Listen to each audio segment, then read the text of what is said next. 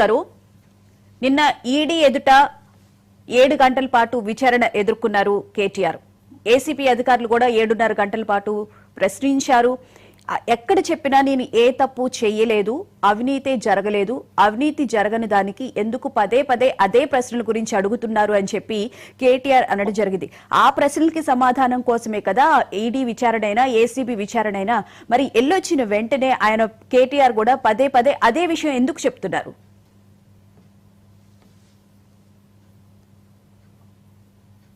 బచ్చు శ్రీనివాస్ గారు, మొట్టమొదట మహాన్యూస్ వీక్షకులకు, మీకు అక్కడ ఉన్నటువంటి పెద్దలు రామ్మోహన్ రావు గారికి, శ్రీనాథ్ సోదరికి అందరు కూడా నమస్తే.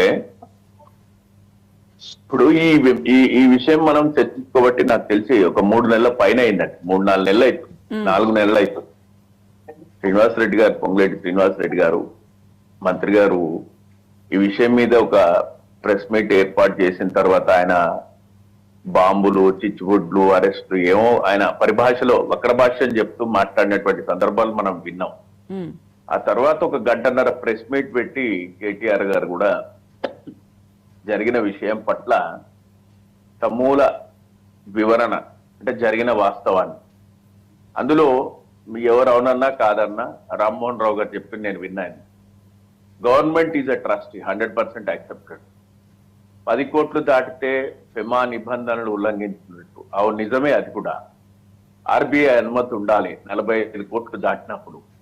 ఇవేవి జరగకుండా ఎందుకు ఇచ్చిండ్రు అనేటువంటిదే ఇక్కడ ఏం అవినీతి అంటే డబ్బులు తినడమో, డబ్బులు తీసుకోవడమో, లేకపోతే మనం ఇచ్చిన డబ్బులు లేవనో పోయినాయనో అట్లాంటిది ఏం లేదు. జరిగినటువంటి పరిస్థితుల్లో ఆనాడు మౌఖిక ఆదేశాలు ఇవ్వడానికి కారణం ఏంటంటే హోస్ట్ చేయాల్సినటువంటి బాధ్యత మనం ఉంది. The continuity has to be continued to conduct the e-car racing in Hyderabad.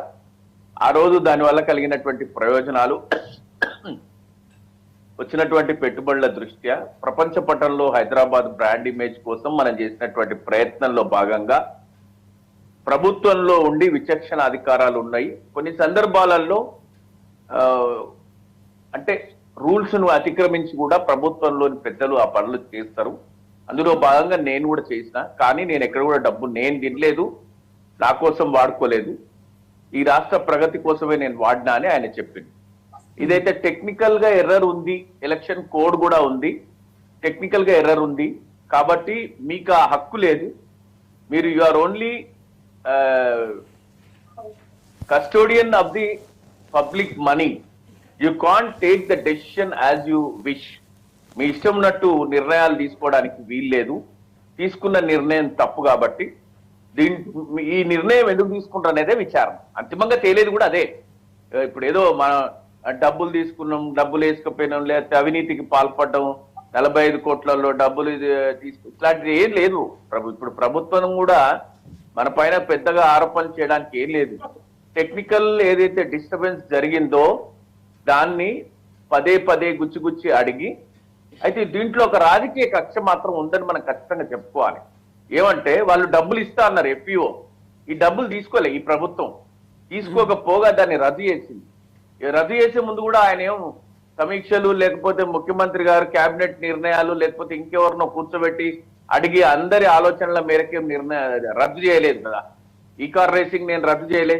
ఈ కార్ రేస్ కి ప్రపంచంలో అన్ని దేశాలు పోటీ పడుతుంటే మన రాష్ట్రానికి వచ్చే అంశాన్ని ఆయన కూడా, అంటే గత ప్రభుత్వంలోని అంశాన్ని కొనసాగించొద్దు, దీనివల్ల కేటీఆర్ గారికి మనం మరకలు అంటించవచ్చు. నాకు కూడా నా పేరు మీద కూడా ఈడీ ఉంది, నా పేరు మీద కూడా ఏసీబీ ఉంది, నీ పేరు మీద కూడా ఏసీబీ ఉంది, నీ పేరు మీద కూడా ఈడీ ఉంది.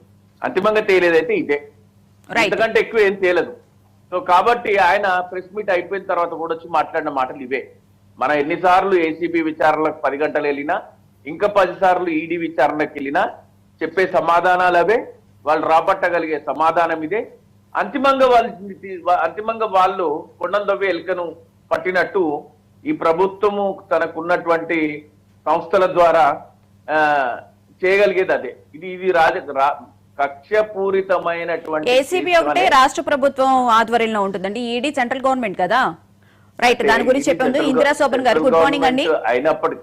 సెంట్రల్ గవర్నమెంట్ అయినప్పటికీ కూడా ఏసీబీలో కేసు నమోదైంది కాబట్టి ఉమ్, ఫిమా నిబంధనలకు ఇందులో ఏదో మనీ లాండరింగ్ జరిగింది అనేటువంటి అంశాన్ని ఏసీబీ లేవనెత్తింది కాబట్టి ఇమీడియట్ గా ఈడీలో కూడా కేసు నమోదైంది. Right, okay. ఇందిరా శోభన్ గారు, కాబట్టి సో Yeah, ఇందులో చెప్పండి. ఏం పెద్దగా Good morning. సాధించే ప్రభుత్వం సాధించేది ఏం లేదు. ఓకే ఓకే, సరేనండి. ఇందిరా శోభన్ గారు, గుడ్ మార్నింగ్ అండి. ముఖ్యంగా Good morning, నిన్న చెప్పండి. ఈడీ విచారణ